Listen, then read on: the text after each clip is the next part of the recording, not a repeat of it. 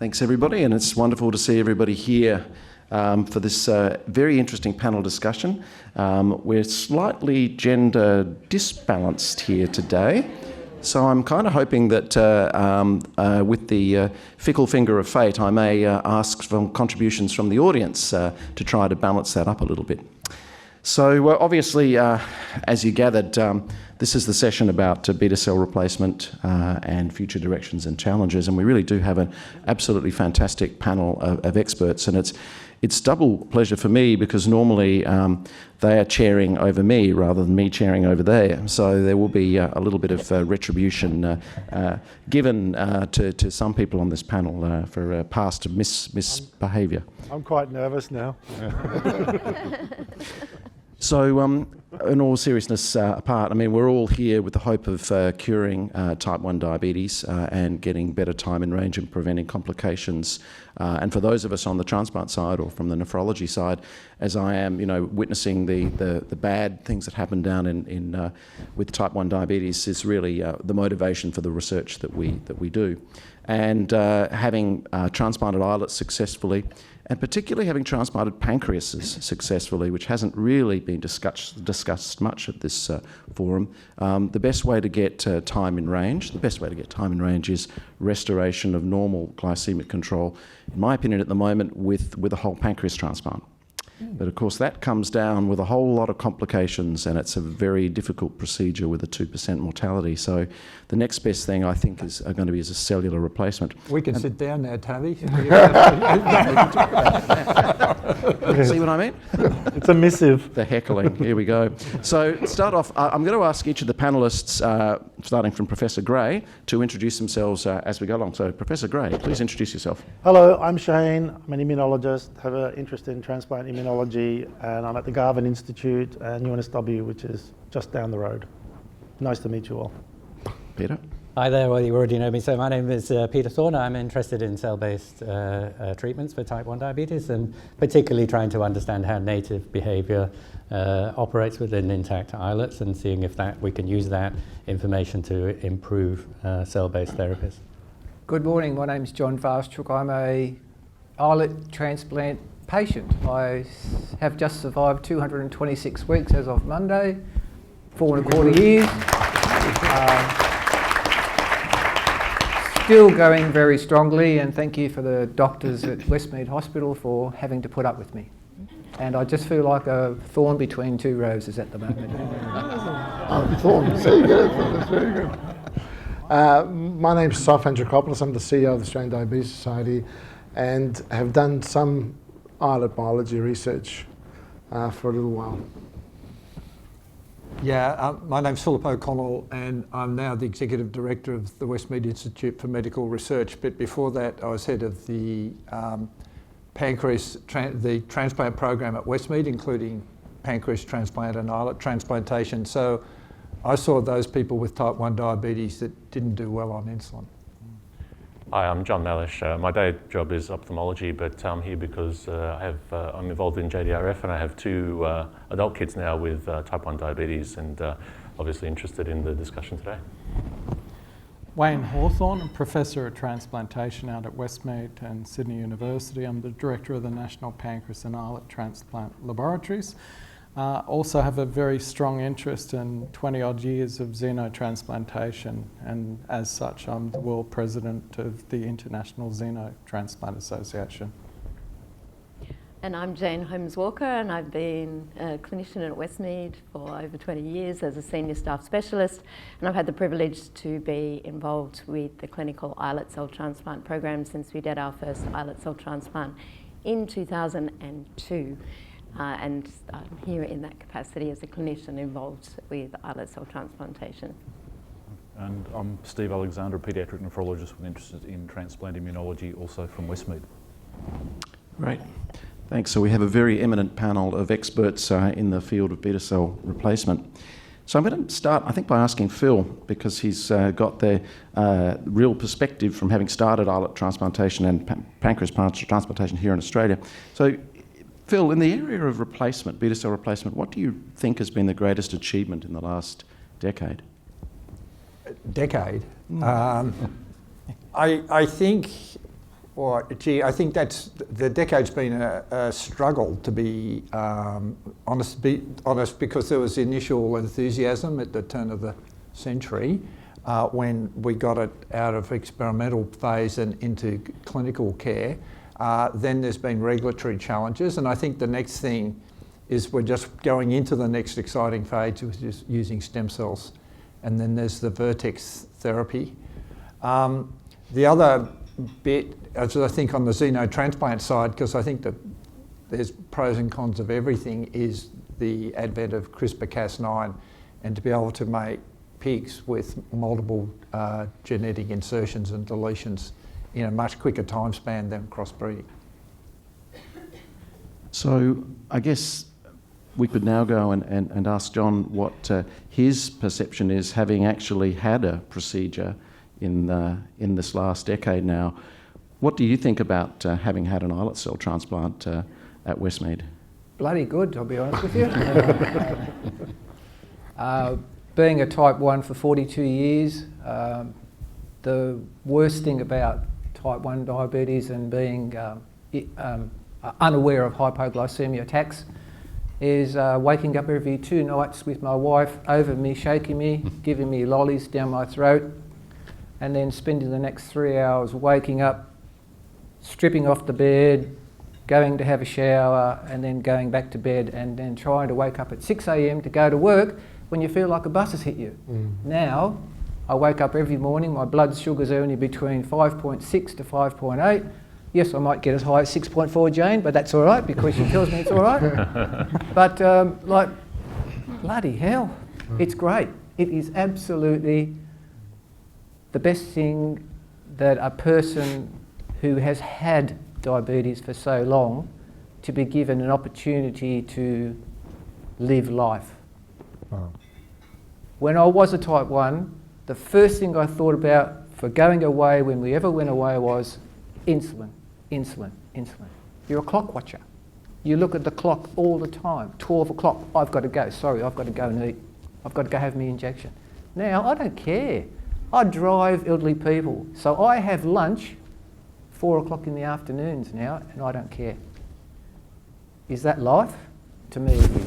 Very much so. And I thank everyone for their work, for their ability to do the things they're doing. You have so intelligent minds in here.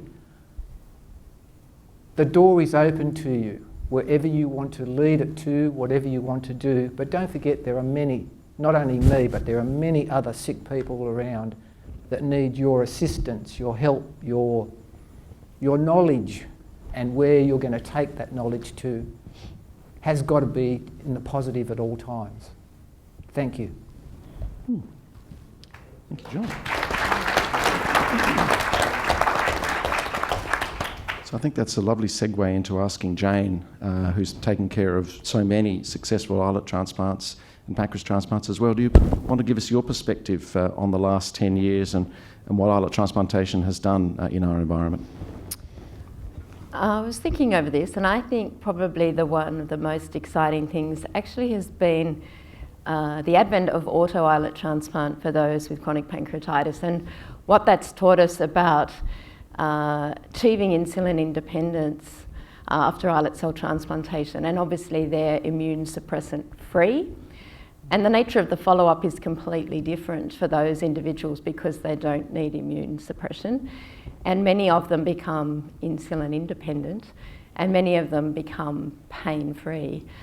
And to make that now part of standard of care for people who have chronic pancreatitis, and if we intervene early and do this, it's just such a tremendous outcome for that population. But I think it's also a segue to show us what it might look like for someone with type 1 diabetes to be able to have an islet cell transplant and not require chronic immune suppression, and the nature of the follow-up and the complications which might occur from having long-term immune suppression. So I think that for me has been a highlight, and also a beacon to show us what is possible for those with type 1 diabetes. Yeah, I think I agree. I think that's one of the big things that's happened in the last 10 years, which really does help us move the field forward and tell us exactly as you say, that if we can get over those barriers, then we get great beta cell function. And so if we're trying to think of ways that we can get over those barriers, then we really need to turn to the basic science. And we have some fantastic basic science minds here in the audience. And I might start with Shane. You showed us very elegant, beautiful work on A20. What do you think the situation is at the moment in terms of modification of islets or other factors that you've come across that might enable this field to take off and more people benefit from islet transplantation? Yeah, I think it's a pretty exciting proposition, right? I think especially with the advent of the clinical trials with stem cells, which, to steal someone's metaphor, I guess, is the kitty hawk perhaps, just taking off. I mean, that's a pretty exciting opportunity because you'll have the islets sort of available to do modifications to. And I guess that's the interesting opportunity with the current practice for deceased organ donor islet transplants. Again, you have this opportunity where the islets are literally in a hood and can be manipulated. And I think talking to other people who are thinking about how do you get over the immune obstacles, because both sources of cells, beta cell replacement's always going to have that obstacle. And I guess maybe we should be thinking very multifactorial, right? As a transplant clinician, you already know, you have multiple drugs and molecules available that you use in a clever pattern to target, and Natasha showed very nicely how these drugs target different elements of the immune cascade. And I think that's how we've got to look at it. And I think, so it's not going to be A20 alone that's going to achieve this, but it plugs a gap that's not been addressed. And I think that's probably the strategic way to look at it, is to sort of think, obviously everything's going to have to be tested on its own to see its utility. But then once that's available, start thinking about how these things come together as a sort of a layered response. And I think that's probably at least a mindset to go forward with. So supply certainly is a huge issue for us. We don't have enough islets, and there's lots of issues around supply. But Australia is fortunate in having some of the world experts, and some of them are on the stage right here, in xenotransplantation. And I'm particularly wanting to signal out Wayne Hawthorne with his and Phil for their fantastic work in driving that field forward. And many Australian contributions. So I really would like to ask Wayne now where he feels that supply side is at in terms of xenogeneic islets and what the potential promise of those cells will be. I guess, Toby, a bit of background is that obviously not all the people in the audience understand what xenotransplantation is and the barriers there. They're very similar barriers to what we've had with allotransplantation, the need for immunosuppression, but even more so in the xeno setting. So manipulation of the donor pig that we're using as the donor source, having to change them transgenically to express human transgenes is along the lines of what Shane was just saying in terms of expression and transgenesis of islets that we can do in the lab. But in terms of moving forward, we've now got animals out past 3 years post-transplant normoglycemic. So we're seeing that we can actually get animals that are non-human primates that are the precursor model for clinical transplant trials. We have the capacity to build large pig facilities to develop transgenic pigs, to be able to then mass produce xenogeneic islets for transplantation into select patient groups. So patients with, again, the same as our allo recipients, those that have got severe hypo problems as a starting point. So in terms of supply, the biggest problem is obviously funding, and JDRF have just given us a large international grant to continue our research work.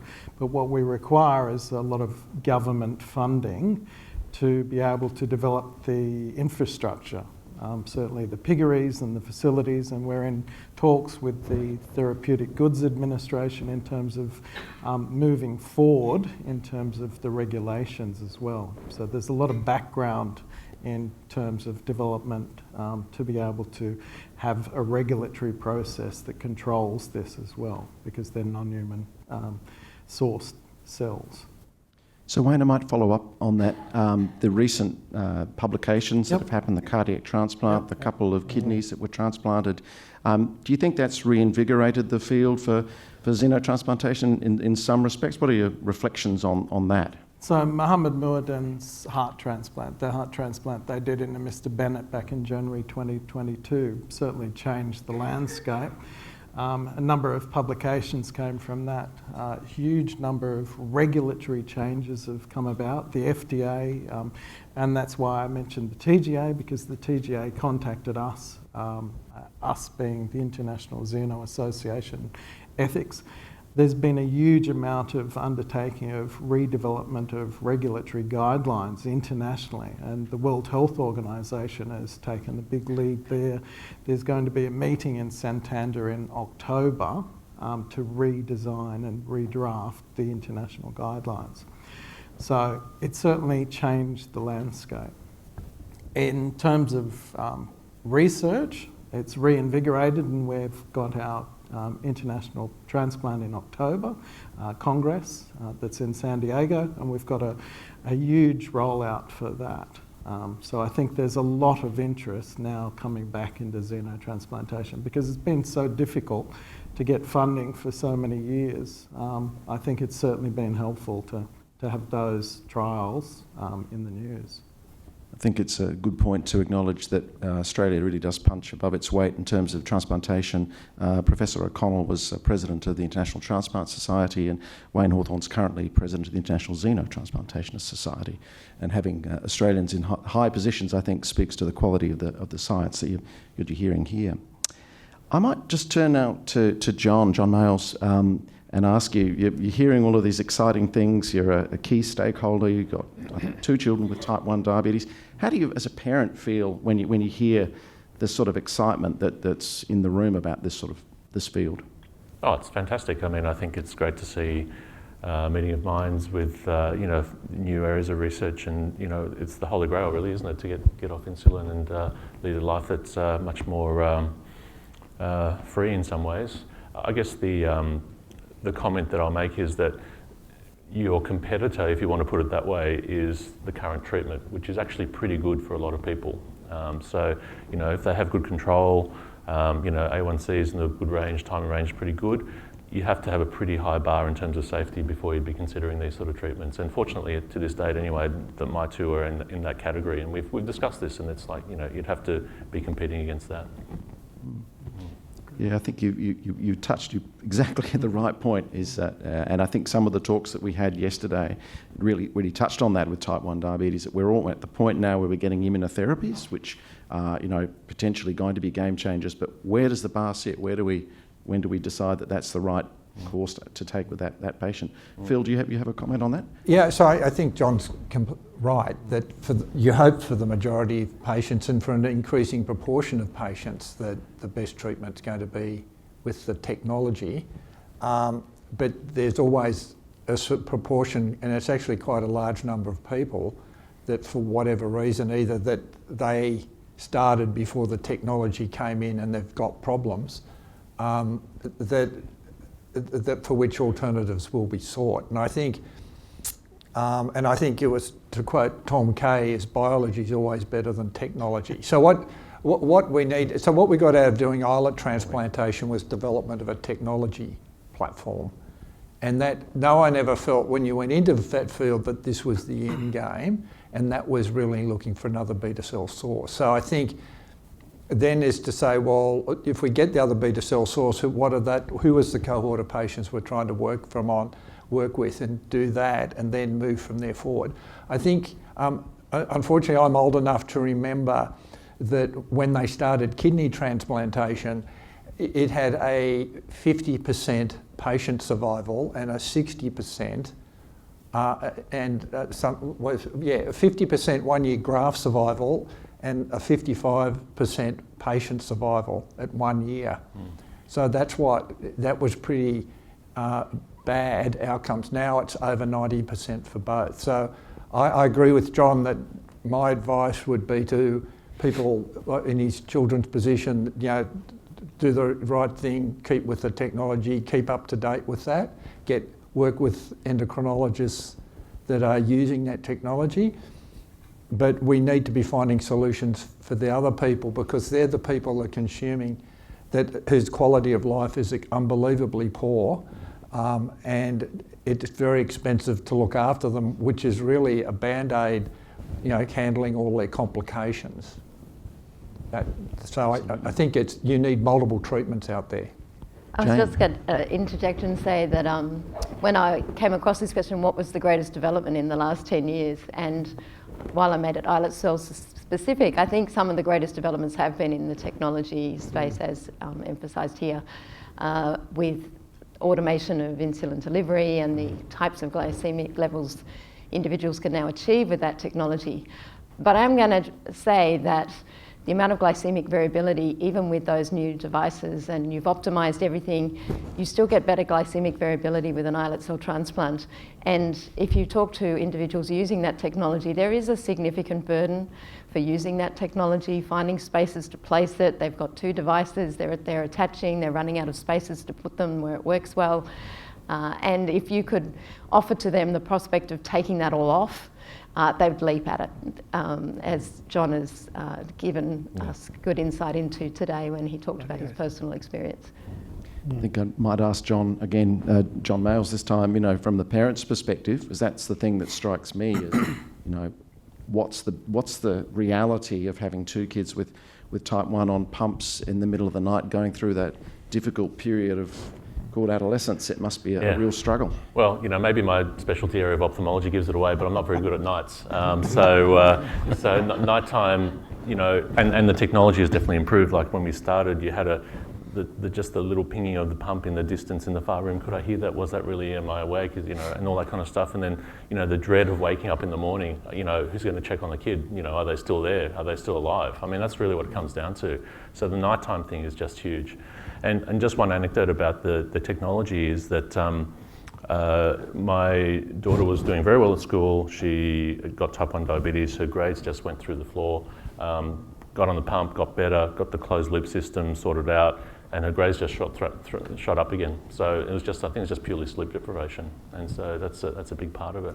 So the ultimate answer is something where you don't have to worry with pumps and CGMs and all the rest of it. So don't get me wrong, I'd love to see that, but it's obviously it's a question of risk versus benefit with these things, and so keep going, can't wait. And it's a pity that we haven't got Mrs. Waszczuk here, because she's obviously a complete hero and taking such good care. Would you like to, John, give us a perspective from what you think your wife would say if she was here about what's happened? I know what I would say about this, being a type 1 diabetic for over 42 years and being also a pump user. After my first transplant, I did have my pump actually played up, so I probably lost 30%, 40% of my islets, Jane. Very, very heartbreaking. Caused me to have very bad depression. I almost planned to take my life. That's how bad it was. And that's after someone who went through something absolutely extraordinary, because my blood sugars were so much better after the transplant.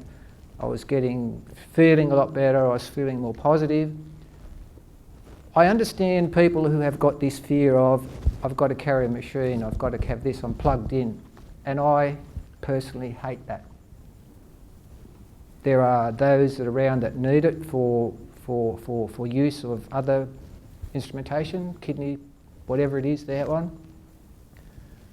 But if you asked a normal person who does not have any diseases, would you go on this apparatus for the rest of your life, they would look at it and go, probably no. So I understand where John's coming from. Kids are young, kids are doing well, but there's the us's, the people like me that were just down in the pits, no control, none. Yeah. And it's very devastating. So Wayne, you had a comment? I guess it's very early in terms of technology and development. You've got to think kidney transplantation, the first kidney transplant occurred 60 years ago as of a couple of days ago. So we're very new in terms of what we're developing and how much change has occurred over the last decades. And certainly another comment is with islet transplantation, even with one islet cell transplant, you prevent the hypos from occurring. So you're stopping those major events that cause the grief to that group of patients. So two things to sort of think about. I'm going to open it up to on the floor, and I have a few more to ask after that. Bernie Tuck.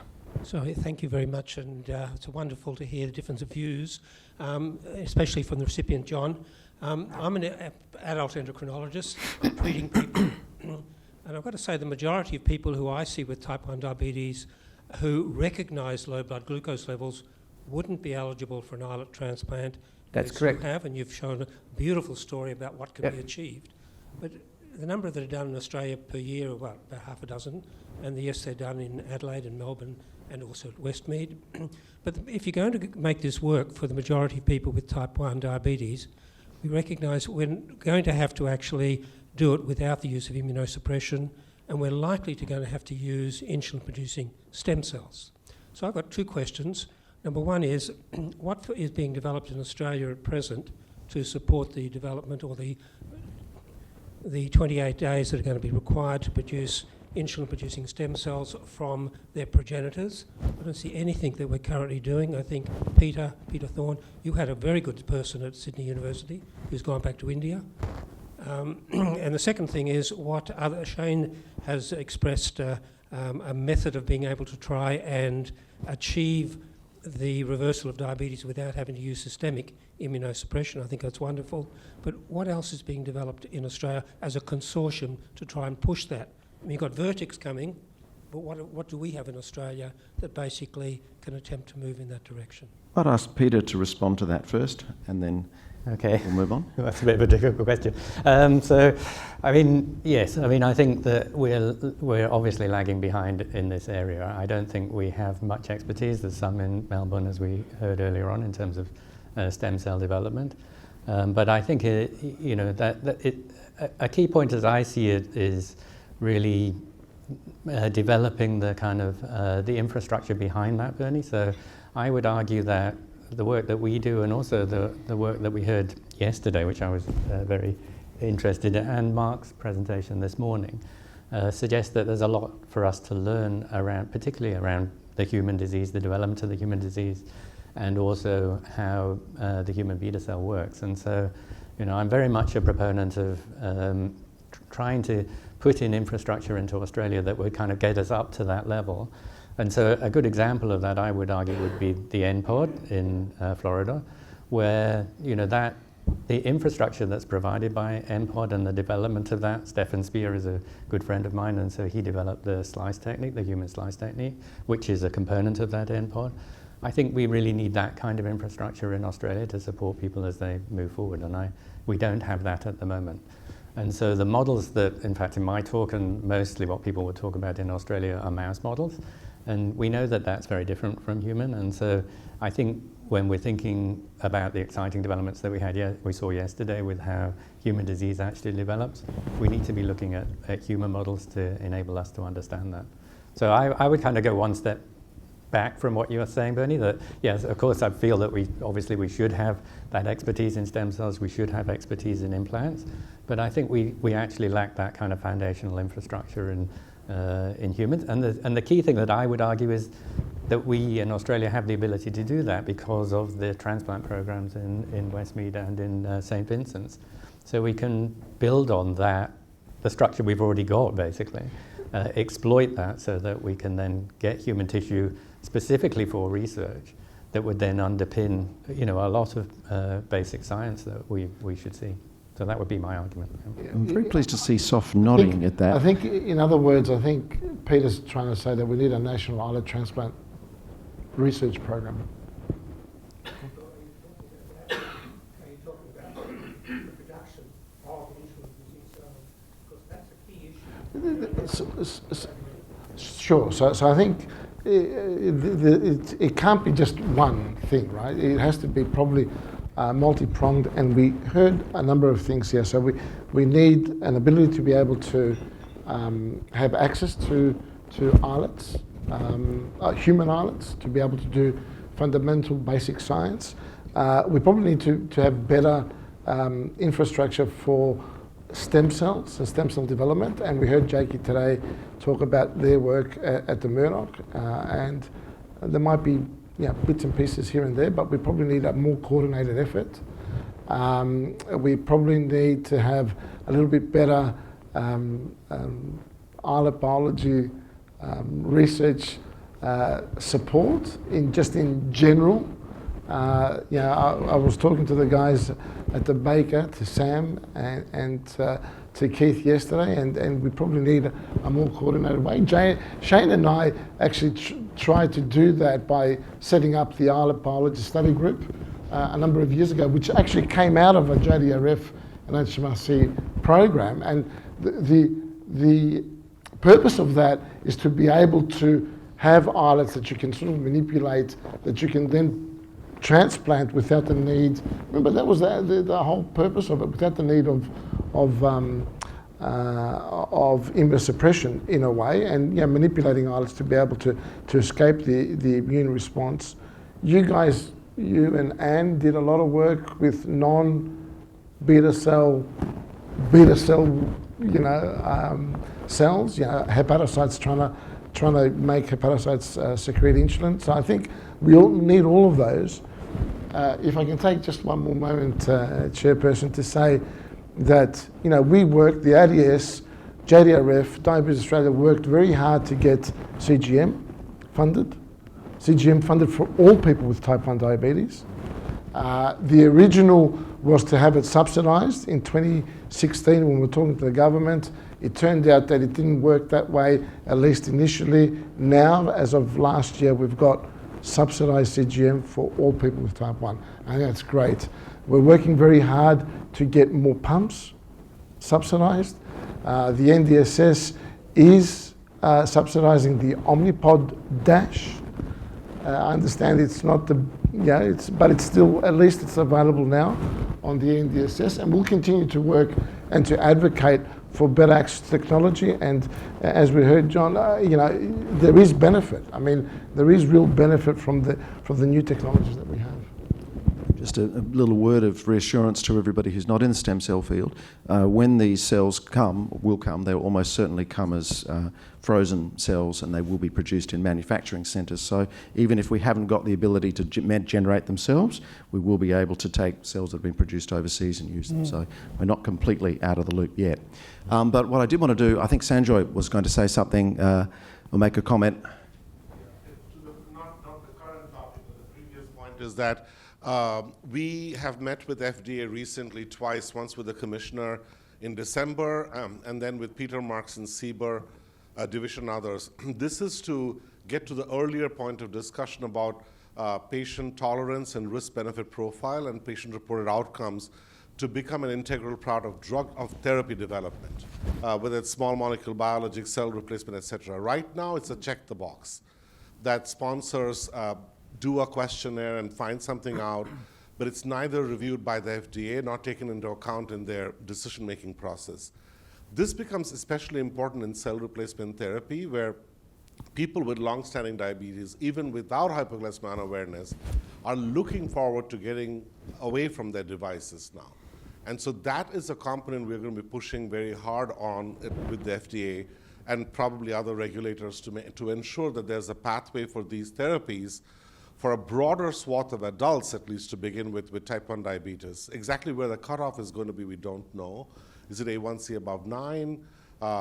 Is it some other criteria of unmet medical need? So that's where we're pushing forward. So I encourage you all to continue thinking along the lines of what Phil and others were saying, because there is a tangible path forward there, even though devices are doing very well, which is very encouraging. I'd like to flick it to Steve Alexander now, who's a translational scientist and involved in children and, cutting-edge science. So where do you think Australia can, or what can we offer to the world as a place to do research or trials? What's your perspective on that? So my sense is that that we're watching a race between pigs and stem cells, see which islets first get into clinical things. I think Australia's been wonderful in terms of having set up a clinical platform where we can demonstrate we can do islet transplantation, and we do that effectively and meet a clinical need. But in terms of something that can be used long term, The issue is, one, where the source of islets comes from, and I think we're still waiting to see whether stem cells or xeno gets there first. And the second thing is how do we deal with the immune issues around that? And we've heard talks about how we can modify the islets to make them less immunogenic, or that we can modify the immune system, and some of the trials that Natasha talked about with bladdercept are all around trying to develop better immunosuppression or tolerance strategies to allow islets to go ahead. So I think it's a very exciting time at the moment. I think one of the nice things about meetings like this is you realise what a community there is of people who are working from the very basic science all the way through to the full clinical implementation, and you recognise that Australia's a great place to do this kind of science, and also to take that into the clinic. And so from a slightly lateral point of view as a paediatric nephrologist, I think islet transplantation and diabetes is a very exciting area to be in at the moment. That's great. So just about out of time, but I'm very interested. Really, we've been looking back at the last 10 years, and one of the questions we have here is what can be achieved in the next decade, and what do we need to do to alter the situation to make things better? And I think we've got a clear suggestion here that availability of human islets for research would be an extremely helpful thing for many of us in the field. Would others on the panel or anybody in the audience, particularly the female gender, like to make a comment? Well, I think we've demonstrated that we have the clinical capacity to transplant islets and supervise people appropriately, and we get similar outcomes to international consortiums, but we also have a very receptive community of people with type 1 diabetes who are really keen to participate in trials and receive transplants. The battles that are still to be fought, which Wayne has highlighted, is working with the regulatory authorities to get approval for these types of transplant, and there's lots of legislation that needs to be changed as well in that process. So I think it might be good to get Wayne to speak to what the regulatory changes need to be able to implement these therapies more readily into the Australian community. Wayne, do you want to make a quick comment on that? I guess I don't know whether it'll be quick, because there's been a long-standing background. IXA has worked with TTS and WHO. The Changsha communique was developed. Phil was on that committee back in 2008 to start to develop the regulatory guidances all around the world, and came out with, as I said, the Changsha communique. That's been followed up in 2011, 2018, and as I said, in Santander this year, they're looking at that. And that's with the involvement of the FDA and a number of other regulators from around the world. So the process is currently in place. There's a number of white papers being developed to actually modify regulations. There are, in fact, a number of regulations already in place, certainly in Europe, the European Medicines Agency, plus the FDA. So you can actually look those up. The TGA are looking to adopt EMA guidance, documentation for regulation changes. The thing is though we need the funding to be able to develop the resources to be able to move this forward. What we lack, even if we had approval tomorrow, is the fact that we don't have the capacity to generate thousands of pigs of the right genotype to be able to transplant patients. So in terms of the right genotype, I'll just stop you, sorry Toby. No. I said it wouldn't be quick. We've actually now produced a pig that's expressing immunosuppression, anti-CD2. So that's also addressing some of the aspects of immunosuppression and problems with getting these cells to be accepted in patients. Looks like we've got Josie first. No, sure, ladies first. And then James. Balance of females. I've actually got my ADS hat on at the moment. And I guess one of the things that we've been doing is talking with JDRF and DA, and we are going to expand that to other organisations about the deficit of funding in Australia, because everyone's talking about funding, and these are big ticket items that you're talking about that the federal government have to come to the party on. And so I think that part of this story is about us all turning our eyes in the same direction and actually getting this infrastructure in place. So I think that's a really important part of this conversation. You know, MRFF, NHMRC, other infrastructure, NCRIS facilities, etc. So I think we...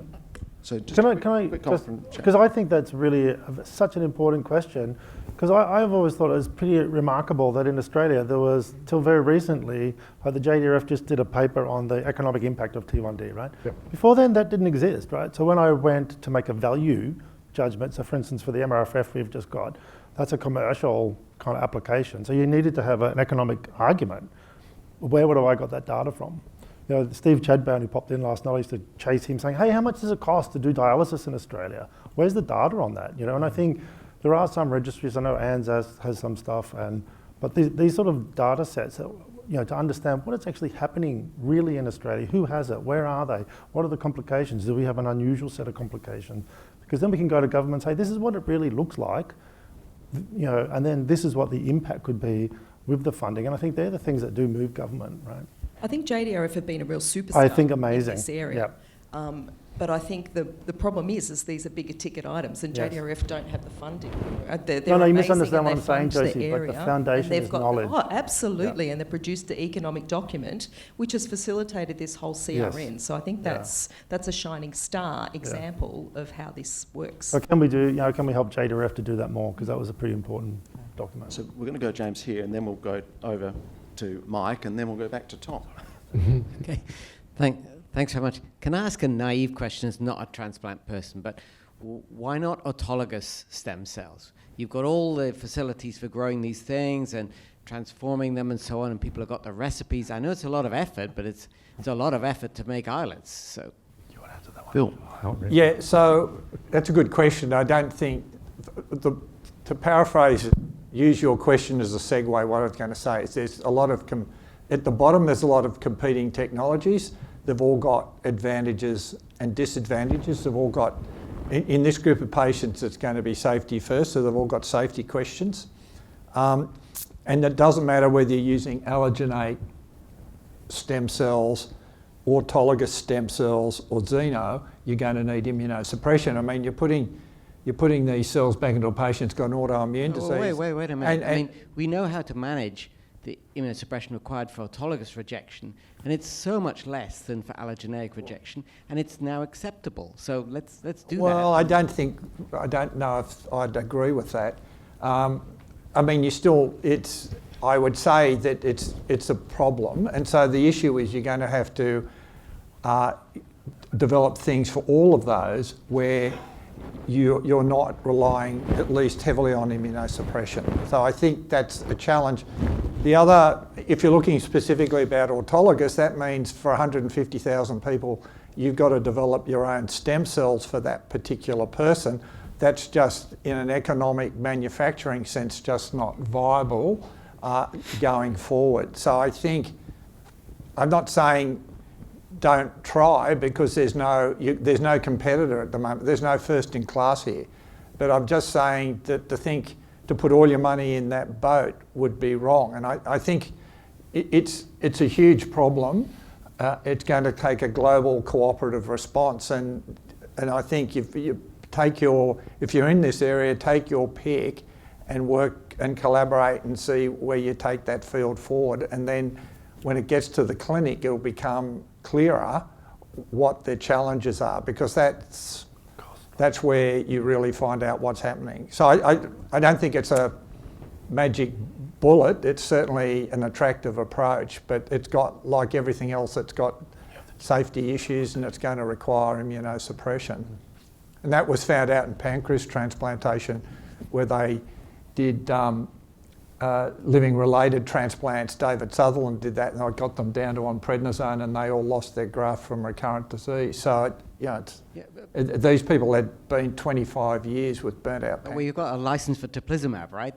Yeah, but all those people they're not off insulin forever. They've got it's the delayed. management of the immunosuppression for autologous transplantation is going to be way smaller and way less risk than except it's got memory T cells. But we can talk about that. It's a memory response. This is it's It's different from an allo transplant where you're putting a naive graft in. So, Mike, I think we might have found a topic for one of our next symposia. Mike, please tell us what JDRF thinks. I might actually ask a question that's forward a decade. So you've outlined an enormous area of work, and we need to help make sure we help bring infrastructure and funding to that, which we will do. I want to take you forward 10 years to when you've solved all these pesky little problems, and we actually have all the pigs or all the stem cells and the immunological understandings that make tolerance easier to deliver, and we have a procedure. Now, at that point in time, we come back to where John Malesh took us. We have a competitor, current regimens of treatment. Let's say you have a safety profile and an efficacy profile that is proven and absolutely accepted. Unless you have the cost effectiveness, we won't have availability, no matter how good it is, because we know we have something currently which is okay for most people. If your cost effectiveness is really bad, then we'll go from 6 people to 60, and that'll be it. If it's really, really good, we'll get to 6,000 or even more. So tell me, how and when should we start thinking about the cost and benefit of the various approaches you're considering and reviewing? Or should we not, it's too early now and we should actually just focus on science? Help me understand, at what point do we think about where we need to get to as opposed to where we're heading from here? You can talk about the stem cell field because they've already been away from one. That's a very good question. Well, don't you think with all these innovation things, you should start thinking about them right from the start? They should be built into the thought processes. We shouldn't just be thinking about the science ever. We should always be thinking about... So I think... Well, that was an answer, but it wasn't really an answer. Where they do carve. So I've got a question for Phil and Wayne and others. It's about so transplantation. The history of transplantation is really surgical innovation. Surgeons doing brave things and taking things into the clinic, with some nod to the regulator, but really mainly in the context of you know, you think of these the greats of transplantation doing these amazing things. We're now faced with something where you're talking about the infrastructure. Again, Xeno coming from a relatively academic background. I know there are some companies that are involved in Xeno, but you're asking the government for support for infrastructure and so on. And then on the other hand, with stem cells, you've got Vertex playing a really pharma industry kind of level push towards applying their therapy, buying up the competitors, dealing very actively with key opinion leaders around the world, introducing their technology in a sort of slow but sure kind of way. Do you think it's realistic for the sort of Xeno world and the sort of regular transplant world to think it can go through those traditional academic channels, or do you think you need sort of a monster pharma partner to build all that and to bring the capital to the table? We can go to lunch early. You need a monster pharma partner for sure. I mean, any science we're doing here, if you want to impact patient care, you're either going to change policy at the bedside or you're going to sell it to a company that's going to sell it to hospitals. To be honest, if you haven't got that as your objective, then you're not going to impact patient care. I mean, admittedly I'm being provocative here, but if you can show proof of principle, you've then got to get someone to say, how do we make that a product? And that's why current allogeneic islet work won't get beyond more than a technology platform development stage. We now need to go to the next step, which is Vertex and those people who step into the line, or Revivicor, or what the... Yeah, we need to be thinking very hard about what Vertex means for the local scene in terms of whole pancreas islets and so on, and what the role is for academia alongside that, what contribution we can make, because that's quite fast for push from. You know, I think it's an important achievement. See how we respond to that. Wayne? I think, again, you've got to look to overseas. It depends on the market as well. I hate to use that term, but In the US, it's a very different ball game. As you say, there's corporate and pharma involved. The companies that sold those organs have been developing them. One of them came from the development group that developed Dolly the sheep. So they've developed that and taken that and marketed that very heavily in the US, and they've got the funding models in the US. Here in Australia, we're fairly isolated and don't have the same established network of philanthropy and funding through pharma. So I think it's a different ball game in whatever setting you're in, so it makes it more difficult. But to go back to Mike's question from earlier, we're actually undertaking studies already into the economic factors, and in fact one student here doing a PhD actually on that is Anna, who's been working on that with the Wollongong group for a number of years to look at the cost-benefit ratio of all new technologies for islet transplant. And I might just give a quick plug to the JDRF, and certainly the encapsulation consortium that we're a part of has regular meetings with key large pharma that could potentially take things on. So JDRF provides an environment where that can happen and facilitate those introductions. So how long have we got? You have just enough time for me to ask a question. I think a gender appropriate question. I think that in the last couple of panels there has been a certain underlying, I think, threat of the willingness of patients to accept potentially higher risk of new treatments and technologies that potentially the healthcare system or the health professionals in the system.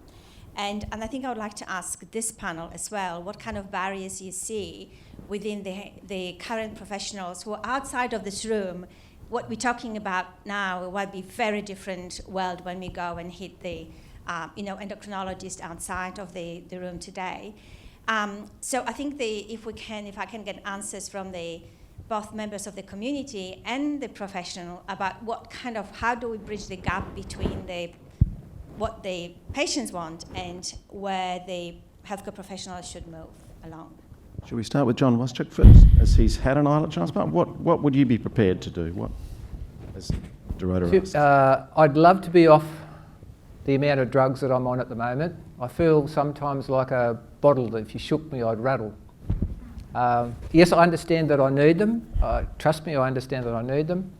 I've read a lot of literature about what these drugs are doing to me. I know that one of them has an effect on my skin, so I can get skin cancers quite easily, and for that I'm getting a mole cut off my back today, so thank you. But anyway, I'll keep taking it, and that's what it is.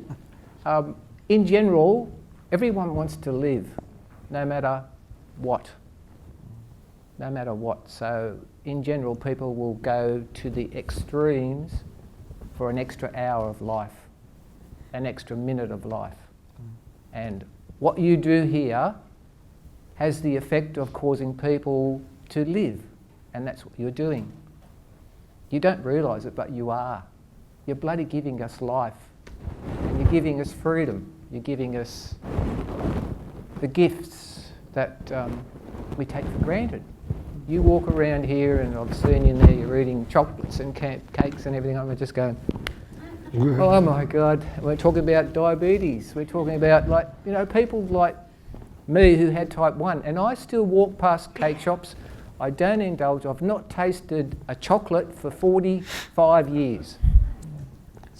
That's what it's like to be controlled, a self-controlled person. And you have to, I guess even as a diabetic, you have to live that sort of life. And as a transplant patient who's now a survivor, you live that life, but you live it to the full. And that's what you have to do. You live it to the full. Don't give up. Don't let go. Continuous. Yes, there may be days when you feel like absolute rubbish, but tomorrow's another day. And blimey, Charlie, you get through it very well. So life is the ultimate goal that you're giving us, real life. Yes, I know they invented pumps and stuff like that, but as I've said, I don't want a pump attached to me. I don't want to walk 2 kilometres down the road and have something dribbling behind me. I want life. I want freedom. I want to jump in the water and swim when I want to swim. That's what I want. Well said. We'll go to Steve, Alexander, and then I think maybe Jane will have the last word, perhaps. Steve. So to answer Dorota's question, I think the threshold level is a cure. So I think patients want something that is a single treatment that will cure them of disease, and that is a thing that will get uptake. I think in terms of cost, if you had something that was $40,000, doing a back of the envelope type of calculation, as a treatment that cured the majority of patients and didn't involve needing ongoing treatment with immunosuppression, that would be the thing that would get large-scale uptake and which patients would want. It's kind of a surgeon's view that you can cut it out and it's fixed, rather than something that's a treatment that you just need ongoing care with. And I think diabetes patients are looking for a cure, and the strategies we're talking about here are sort of trying to answer that cure where they can be treated with something and the disease is gone. So Jane, how are we going to convince the other endocrinologists in Australia, and I'm married to one of them, how that we're going to be doing islets rather than all these new technologies? How are we going to do it?